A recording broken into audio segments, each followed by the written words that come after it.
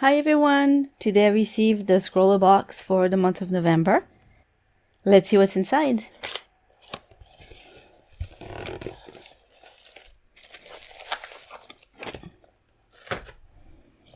We have a piece of hard candy. A KUM eraser. And a print by Chan, I think. I don't know how to pronounce it, sorry. It looks like paint. I like the macaroni earrings. It's a really cool style. I like it. And then, oh, here we've got a Robinson Lyra 3B graphite pencil, some drawing paper. It has a nice grain to it. And for the rest of the supplies, so I'm a bit curious because Scrawlrbox sent an email for everyone saying that the people who got the box early complained that there was a broken item in it. I'm guessing that's what it is. The email said that it was not broken, that you were supposed to use it a specific way. So let's see how we use it. Ooh, pretty sticker. I like that. Beautiful colors. The menu.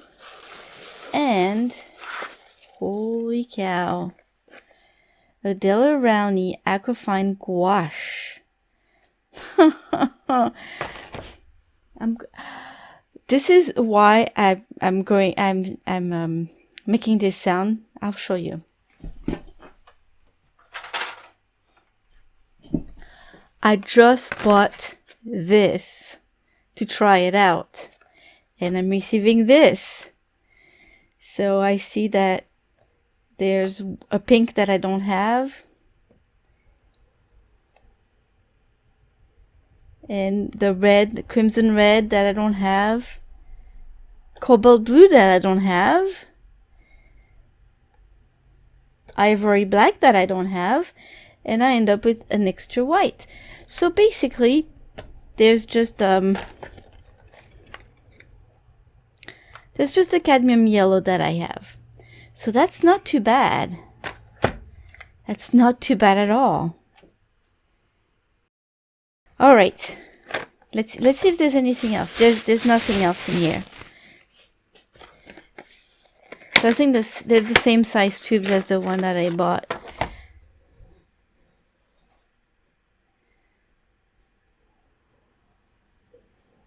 Funny that here it says gouache and here it says opaque watercolor.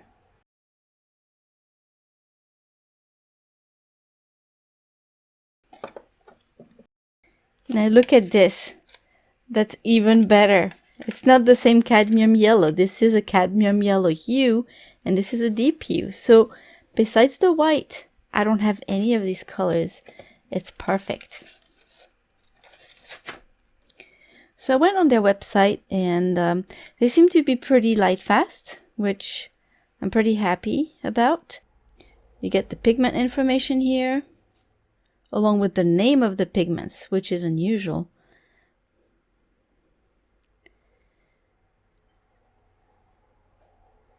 Then the opacity and the light fastness.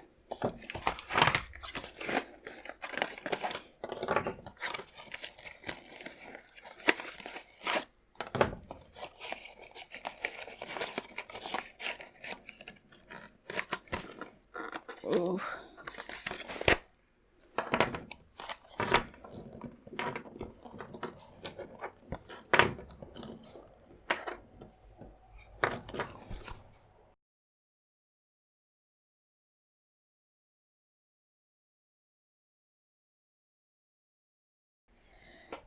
Look at this. This one looks like, on the picture here, it looks like it's a real brush. So I wonder if I should Oh, look at this. It's a travel brush.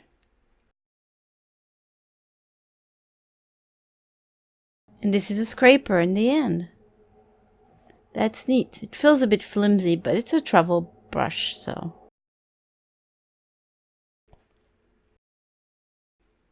Oh, this way.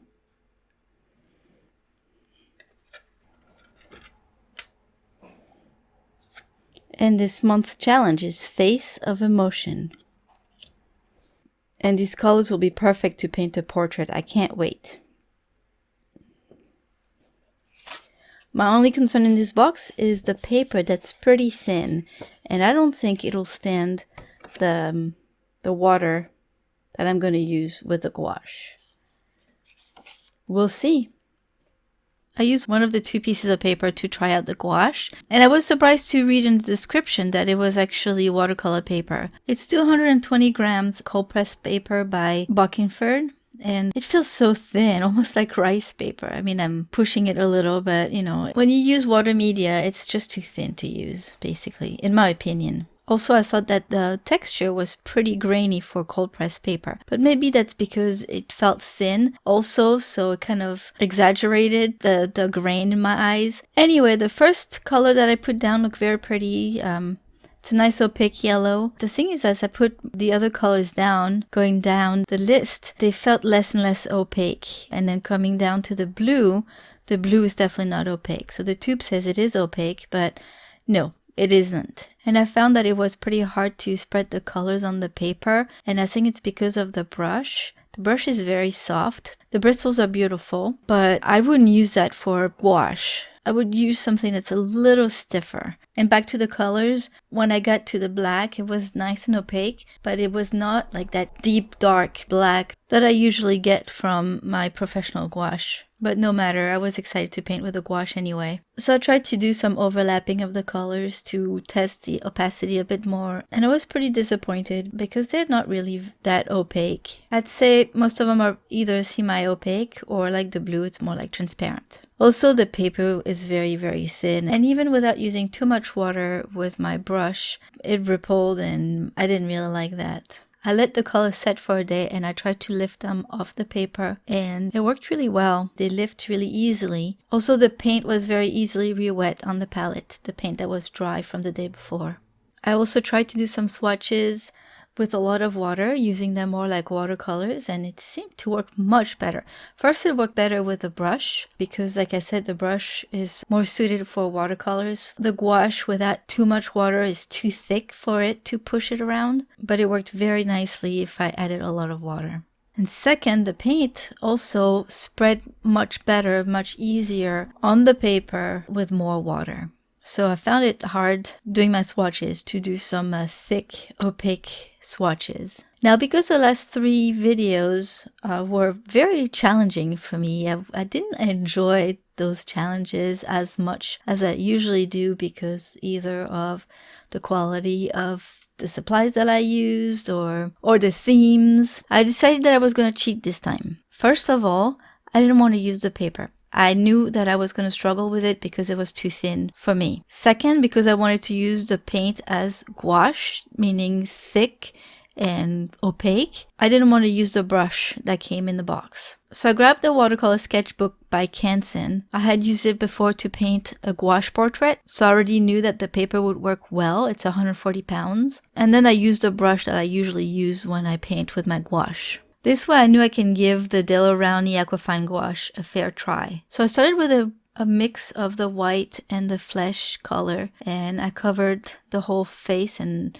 neck and the arm. And this first layer was thin. I added a fair amount of water and it was very easy to apply and it looked nice. I let it dry thoroughly and then I tried to work on it more because I wanted to work on my values, add more contrast. So I did do that, adding less water to the paint, and then I found that it was really hard to do. The paint was a lot harder to spread, and it just didn't feel buttery like good quality gouache. So throughout this whole painting, I really struggled. Even though I used paper I knew would work well, even though I used a brush that I always use for my gouache paintings, I really struggled.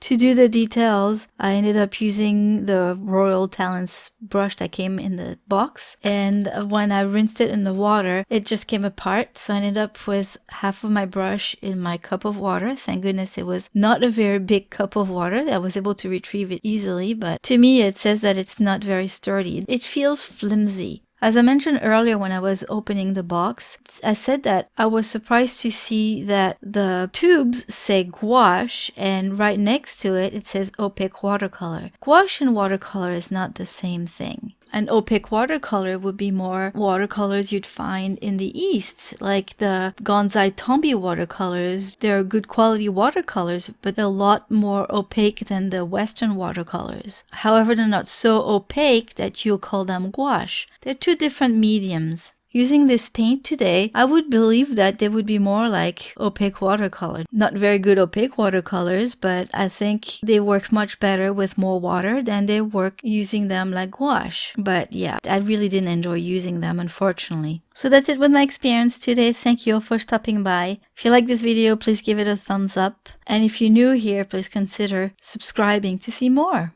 I'll see you soon with another video. Have a wonderful day. Bye-bye.